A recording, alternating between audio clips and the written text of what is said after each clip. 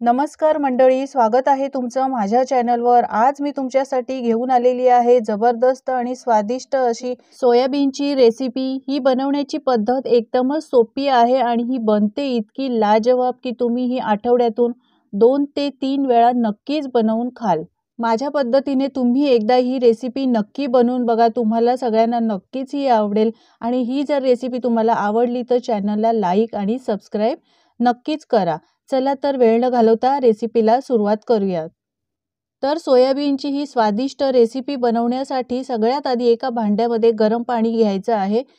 तर मी चांगलं गरम पाणी उकळून घेतलेलं आहे। त्यानंतर मी इथे 50 ग्रॅम सोयाबीन घेतलेले आहेत। तर इथे मी मोठ्या सोयाबीनच्या वड्या घेतलेल्या आहेत, तुम्ही इथे लहान वड्यांचा सुद्धा वापर करू शकतात। आता हे सोयाबीन सगळे या गरम पाण्यामध्ये घालायचे आहे आणि एका चमच्याच्या साहाय्याने अशा पद्धतीने त्याला आतमध्ये पाण्यात प्रेस करायचं आहे। त्यामुळे सोया वड्या ह्या चांगल्या भिजल्या जातील। आता यावर आपण झाकण ठेवून घेऊया आणि 10 ते 15 मिनिटं असेच हे मुरण्यासाठी ठेवायचे आहेत, म्हणजे चांगले सोयाबीन मस्त भिजले जातील। तर 10 मिनिटानंतर तुम्ही पाहू शकता याची क्वांटिटी कशी झालेली आहे, म्हणजे आकाराने हे मोठे सुद्धा झालेले आहेत आणि छान अगदी फुलून आलेले आहेत। पाणी पूर्ण आतपर्यंत गेलेलं आहे। आता आपण हे पाणीमधनं सोयाबीन असे काढून घ्यायचे आहेत। तर सगळे सोयाबीन एका प्लेटमध्ये काढून घेऊया। तर सगळे सोयाबीन मी पाण्यातनं एका प्लेटमध्ये काढून घेतलेले आहेत। आता थोडे थोडे सोयाबीन हातात घेऊन यामधील पाणी संपूर्ण हाताने दाबून काढून टाकायचं आहे। यामध्ये पाणी अजिबात ठेवायचं नाही। तर सोयाबीनचं पाणी काढून मी हे सोयाबीन एका भांड्यामध्ये ट्रान्सफर केलेले आहेत। आता यामध्ये आपण थोडे मसाले घालणार आहोत। पाव चमचा हळद पावडर घालायची आहे। 1 चमचा काश्मीरी मिरची पावडर मी इथे घातलेली आहे। अर्धा चमचा धणे जिरे पावडर घालायची आहे।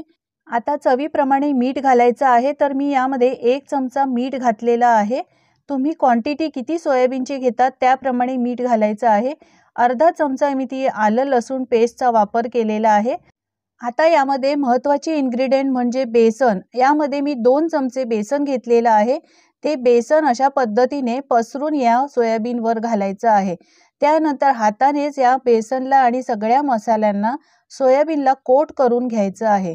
व्यवस्थित हा मसाला या सोयाबीनला लागला पाहिजे, तर हातानेच अशा पद्धतीने कोट करून घ्यायचं आहे। यामधलं पाणी काढल्यामुळे हे व्यवस्थित सोयाबीन कोट केले जातात। तर तुम्ही पाहू शकता याला मसाला संपूर्ण लागलेला आहे। आता हे असे सोयाबीन 10 मिनिटं बाजूला ठेवून देऊया, म्हणजे याला मसाला व्यवस्थित लागला जाईल। आता 10 मिनिटानंतर इथे मी पॅन घेतलेला आहे, यामध्ये 2 चमचे तेल घालायचं आहे। आता मी इथे 1 बटाट्याचे स्लाइस अशा पद्धतीने केलेले आहेत। तर तुम्हाला बटाटे आवडत असतील तर तुम्ही घाला, नाही आवडत असतील नाही घातले तरी सुद्धा चालतील। आता लो टू मीडियम फ्लेमवर आपण हे बटाटे शॅलो फ्राय करून घेणार आहोत। तर तुम्ही पाहू शकता हळूहळू या बटाट्याचा कलर चेंज होत आलेला आहे। हळूहळू याला गोल्डन कलर आलेला आहे। सगळे बटाटे अशा पद्धतीने याला पलटून घ्यायचे आहेत आणि गोल्डन कलर येईपर्यंत याला फ्राय करून घ्यायचे आहेत। गॅस फास्ट करायचा नाही, नाहीतर बटाटे करपले जातील। तर तुम्ही पाहू शकता या बटाट्यांना मस्त गोल्डन कलर आलेला आहे। आता आपण हे बटाटे एका भांड्यामध्ये काढून घेऊया। मंडळी, जर तुम्ही माझ्या चॅनलवर नवीन असाल तर चॅनलला सबस्क्राइब करा। तर हे सगळे बटाटे मी एका प्लेटमध्ये ट्रान्सफर करून घेतलेले आहेत। तुम्ही पाहू शकता काय मस्त कलर आलेला आहे। आता या तेलातच आपण सोयाबीन वड्या ज्या मसाला लावून ठेवलेल्या होत्या त्या वड्या यामध्ये घालायच्या आहेत आणि या वड्या सुद्धा कुरकुरीत म्हणजे क्रिस्पी होईपर्यंत लो टू मीडियम फ्लेवर अशाच परतवून तळून म्हणजेच फ्राय करून घ्यायच्या आहेत। यामध्ये आपण तेलाचा जास्त वापर करणार नाही आहोत।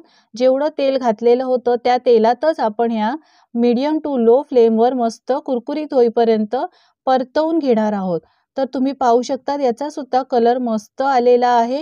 अगदी कलर याचा चेंज झालेला आहे आणि या मस्त कुरकुरीत आणि क्रिस्पी आता झालेल्या आहेत। तर या वड्या सुद्धा आता आपण एका प्लेटमध्ये काढून घेऊया। आता या पॅनमध्ये मी 2 चमचे तेल घातलेलं आहे। 1 चमचा जिरं घालायचं आहे। त्यानंतर 1 तमालपत्र घेतलेलं आहे, त्याचे असे 2 तुकडे करून या तेलातच घालायचे आहेत। यानंतर थोडे खडे मसाले घालायचे आहेत। तर मी इथे दालचिनीचा 2 तुकडा घेतलेला आहे, 1 इंच दालचिनी घेतलेली आहे, 2 ते 3 लवंगा घ्यायच्या आहेत आता यानंतर तुम्हाला जे मसाले आवडतात ते घालू शकता। तर इथे मी काळी मिरी 2 ते 3 घातलेल्या आहेत आणि छान तेलावर अशा पद्धतीने परतवून घ्यायचे। एक अर्धा सेकंदसाठी आपण हे मस्त परतवून घेणार आहोत। त्यानंतर यामध्ये एक मोठा बारीक चिरलेला कांदा घालायचा आहे आणि या तेलातच हा कांदा चांगला परतवून घ्यायचा आहे। तर हा कांदा चांगला परतवून अशा पद्धतीने गोल्डन कलर येईपर्यंत परतवून मी घेतलेला आहे, तुम्ही पाहू शकता। आता यामध्ये मसाले घालायचे आहे। तर पाव चमचा हळद पावडर घातलेली आहे, 1 चमचा काश्मीरी मिरची पावडर, 1 चमचा लाल तिखट घालायचा आहे। मी इथे अर्धा चमचा गरम मसाला सुद्धा वापरलेला आहे। त्यानंतर 1 चमचा म्हणजे 10 ते 12 मी लसणाच्या पाकळ्या ठेचून घेतलेल्या आहेत, त्या सुद्धा या तेलातच छान परतवून घ्यायच्या आहेत।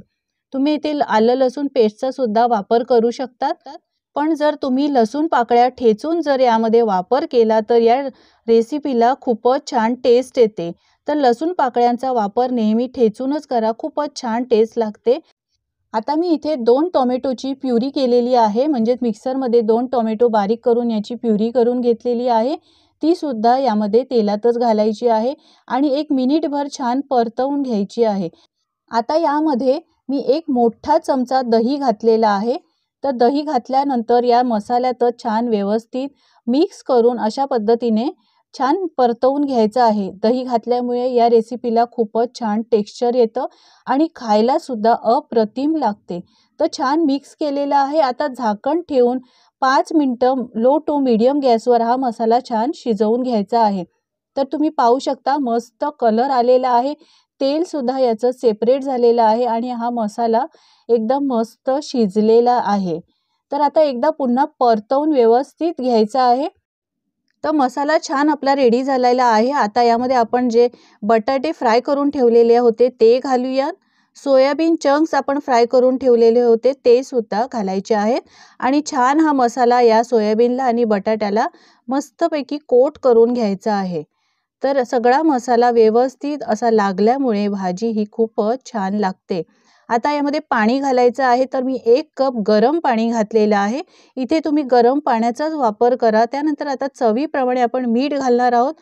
लक्षात असू द्या, आपण सोयाबीन जेव्हा मॅरिनेट केले होते त्यावेळेला सुद्धा आपण मिठाचा वापर केला होता, त्यामुळे मीठ सुरुवातीला तुम्ही यामध्ये कमीच घाला, त्यानंतर गरज लागली तरच मिठाचा वापर करा। तर मीठ घालून झालं, मिक्स केलेलं आहे। आता झाकण ठेवायचं आहे आणि 7 ते 8 मिनिटं मीडियम फ्लेमवर ही भाजी शिजवून घ्यायची आहे। तर हे बघा मस्त आपली भाजी आता शिजलेली आहे, कलर सुद्धा खूपच सुंदर आलेला आहे। भाजीची ग्रेव्ही तुम्ही पाहू शकता, मस्त ग्रेव्ही आपली तयार झालेली आहे। आता मिक्स करून घ्यायचं आहे आणि बारीक चिरलेली कोथिंबीर यावर घालायची आहे। खूपच मस्त सुगंध सुटलेला आहे। जबरदस्त टेस्टी अशी ही सोयाबीनची भाजी तयार झालेली आहे। खूपच युनिक अशी ही रेसिपी आहे। ही रेसिपी जर तुम्हाला थोडी सुद्धा आवडली असेल तर चॅनलला लाईक करा आणि तुम्ही माझ्या चॅनलवर जर नवीन असाल तर चॅनलला सबस्क्राईब करा। पुन्हा भेटूया अशा नवीन आणि स्वादिष्ट रेसिपी सोबत। तोपर्यंत टेक केअर, बाय बाय।